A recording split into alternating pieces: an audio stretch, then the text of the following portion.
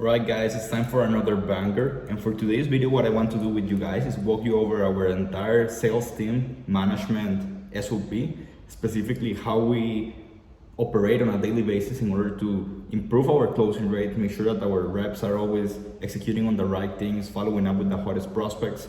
And on top of that, I'm also going to show you how to actually conduct the meetings, what you should be expecting out of the meetings, and most importantly, something that nobody talks about is how to actually integrate your marketing department with your sales department, because this is something that is going to massively improve your not only closing rate, of course, and your cash collected on a monthly basis, but it's going to allow you to have more effectiveness throughout your entire marketing budget, your sales operations in general. Okay, so I promise that I will actually walk you over our entire process, specifically how we also use ClickUp, how we actually use different tools and software in order to create a high performing team, as you can see here. But I want you to stick till the end so that you can see everything, and most importantly understand the rationale behind why we do the things that we do. And by the way, I just want to make a quick note before we dive into this, and it is that when I talk about your sales team, I talk specifically about your closers or your sales reps.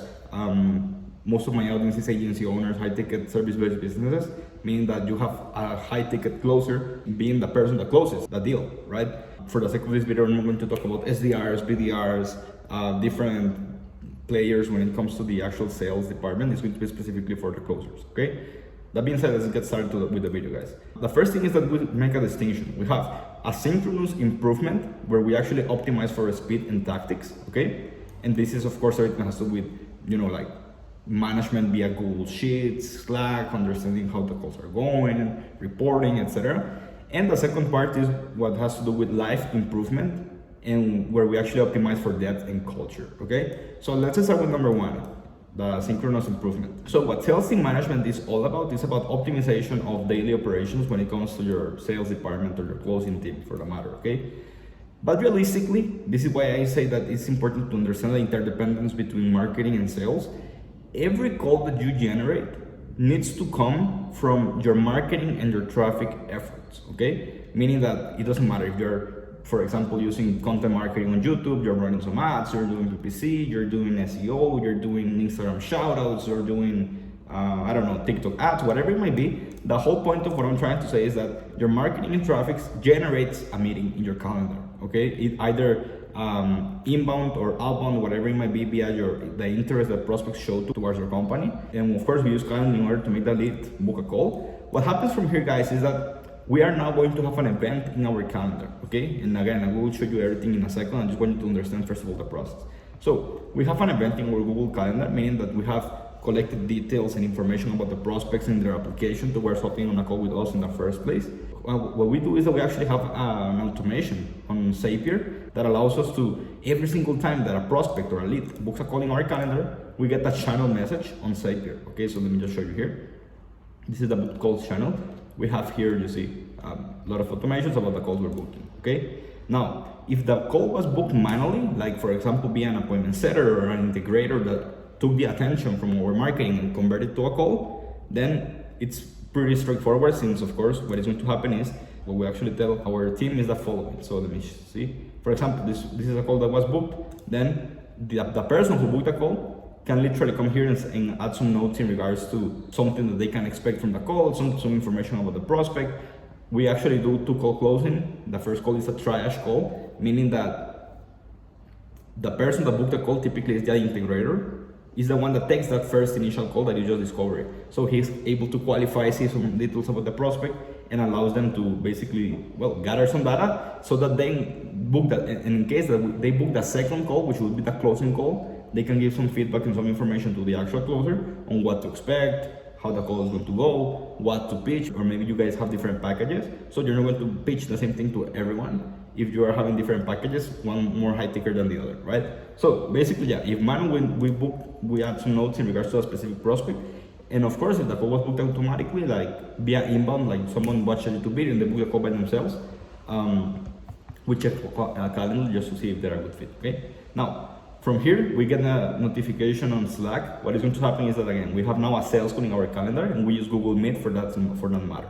If you've been in the channel, you know that I'm trying to go all in on Google, so that's why I use Google Docs. Sorry, that's why I use Google Meet instead of Zoom. But again, you have a sales call that can be on Google Meet or on Zoom, whatever it might be. And here's where the magic happens, guys, because from here, what is going to happen is 3 different things. The first one is that the sales rep closes the deal or they don't close the deal. Regardless of how the call goes, and again, because this is the topic of the video, we always give some feedback to the closer when it comes to the meeting, right? So we actually have this sales calls feedback and improvement document. And we actually, just so you guys know, what we do is that this is a Google Sheet, but we actually inserted or embedded inside of the sales team management list inside of ClickUp. So that way, for me as the manager in this case, it's easy to simply go to my sales team or my marketing team, to whatever it is, and I have everything in a centralized way, right? But let me just show you over here the actual doc, because it's more straightforward. This doc, if you actually take a look, guys, it's really simple. For every sales rep, you want to have specific tabs so that every sales rep can go and see from the call that they have been taking, some notes, the actual things, etc. Now, here's how I like to go around the management part of the equation. So basically, we have the lead's name on one side of the column. We have the link to the call or the call link in the next column. In the next column, we have the notes on the specific call. Like this is more detailed. This is what I like to do is pretty much have like put the video in 2x speed and start going over the high level pillars. And I know, of course, since I'm the manager, for every rep, what things I want them to improve on. So for example, if I know that a certain rep is pitching really good, I don't really pay that much attention to the pitch. I pay more attention to the rapport building, for example, right? Or the setting the agenda or the objection handling, depending on what the specific rep might need a little bit of more help towards, right? And yeah, it's pretty much while I put the meeting is I start taking a lot of notes, boom, boom, boom, boom, boom, boom. I might add a Loom recording going more in depth about certain things, and I go to the video and I show them how it goes, etc., so that they can see. But here's where the magic happens, and this is something that I learned from Cole Gordon. You always want to focus on the 20% of things that they can improve really fast that yields a higher or the 80% of the results, right? So out of all of these things that I can take notes on, I want to specifically tailor for this specific call the things that I want them to improve on and for sure execute on the next time they have a call, so that things immediately skyrocket from there, okay? So for example, I can say here, record from the beginning the call, review how you set up the agenda. It's important that you study the sales deck, 15 minutes of objection handling always, doesn't matter the circumstance. It's critical that you understand our process, boom, boom, boom, boom, boom, etc., etc. But at the end of the day, what I want to tell him is, hey, record calls from the beginning, do that for sure, and always remember 15 minutes of objection handling. Boom. So it's easy for the rep to be like, okay, out of everything that I need to improve, okay, of course I will take notes on this. On the role plays, we actually are going to practice all of that. But the biggest things are these ones. And that's how you actually manage an effective team, by letting them know out of everything that they could do, what is the one that matters the most, okay? And again, you want to do that for every call, basically. But let's continue with the actual flowchart.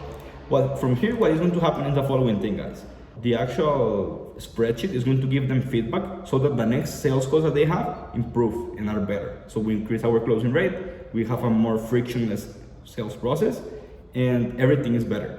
But not only that, we have the following requirements. So for example, on every sales call and also in every triage call or discovery call, the initial call that I mentioned before, right? We actually want to collect feedback in regards to our marketing, because that's how it's, and that's when you know that your marketing efforts are actually interdependent with your sales efforts. So let me show you. So on the sales calls, on the introductory part of the discovery call, etc., we might ask the lead something like, hey, just out of curiosity, man, like, what resonated the most out of our ads? Like, is there something that piqued your interest more than anything? Boom, they are going to tell us something so that we know that there are certain angles that are resonating with the marketplace. Or we might ask something like, oh, gotcha, man, like, what specifically about our YouTube content is resonating with you? Like, is it the Google Sheets that we're giving for free? Maybe is it the step-by-step process that we are typically using in our videos about sales, etc., so that they give us some feedback. Or something that we like to ask, and this is an actual question that we ask in our calls, is there something specific about the process I just walked you over that feels the most relevant for you? Like, I mean, on the pitching part of the equation, we walk the prospect to our process so that they can see how it's going to be applied for them, so that they can see how they can get the outcome that they want. Typically, again, scaling up to 50K per month, right? From there, guess what's going to happen? If I ask, hey, is there something specific about that process that I just walked you over that resonated the most with you? they might be like, yeah man, step number 2 was really, really insightful. And I think that since I am focusing way too much on my offer instead of my messaging, that's why I have not been able to get the results that I've been wanting. So guess what? Because I now have that feedback and now I have that insight, I can plug that in even harder in our marketing and traffic, meaning that more people are going to book calls, more events, more Zapier automations, and then more sales calls. You see, that's how we use feedback in order to improve our sales process. But that's just the first part because that's asynchronous. Like there's no meetings between me and the sales reps in order to improve the management of the team, right? The second thing is more live. It's literally when we have our huddles, and what we do is that we have live improvement optimizing for depth.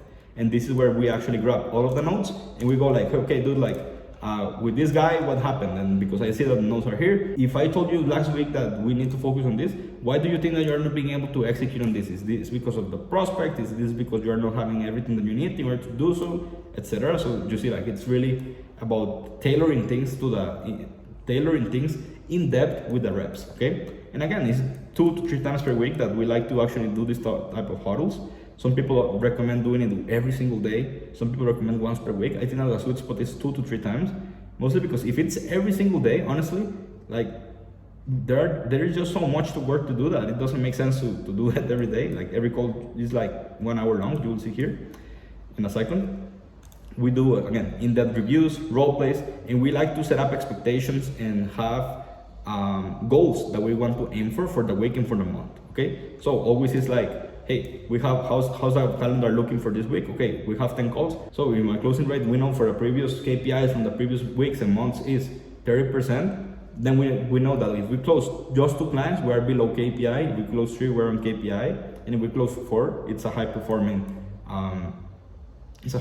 week. And basically, we can give incentives so that people close more, etc. You get my point. And also, we always say like, okay, for this week, what are the hot leads or the reoffers that we want to make from prospects from the previous weeks so that we can close them on our deals, okay? And that's pretty much how it looks like, guys. We basically have scheduled our sales team huddle 2 times per week. And every single week, we just want to make sure that this is happening because otherwise, again, if you don't put it in your calendar, it's not going to happen. Okay, guys? So I hope this video has been helpful. If you want to get access to all of these documents and you want to have the SOP on how this is actually implemented, what I want you to do is go to the link in the description and join my free Facebook group. In that free Facebook group, there is a master resource folder that gives access to everything that we do on a free basis. And yeah, guys, I want to also recommend you guys this other song, El Más Chingón by El Alfa and Gordo. It's a song that I literally just earlier today listened for the first time and it's just really cool. El Alfa is actually one of my favorite singers. So yeah, guys, I hope that you enjoyed it. If you like the video, give it a like, leave a comment, let me know your thoughts on this process. And of course, don't forget to subscribe to the channel. Okay, guys? Love you all. Bye.